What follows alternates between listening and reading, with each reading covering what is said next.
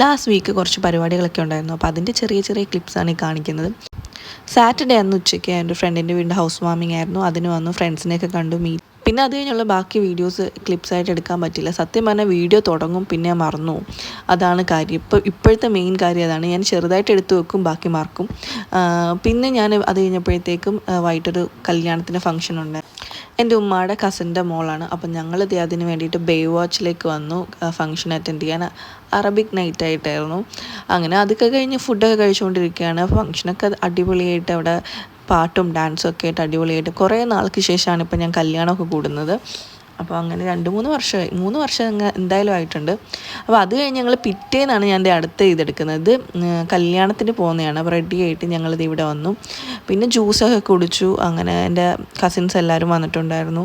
അപ്പോൾ അവിടെ എല്ലാവരും ഇങ്ങനെ കല്യാണമൊക്കെ കണ്ടുകൊണ്ടിരിക്കുകയാണ്. പിന്നെ ബാക്കി എനിക്ക് വീഡിയോ ഒന്നും എടുക്കാൻ പറ്റില്ല, ഫോൺ ഓഫായി പോയി. അപ്പോൾ ഇത്രയുള്ള നെക്സ്റ്റ് വീഡിയോയിൽ കാണാം.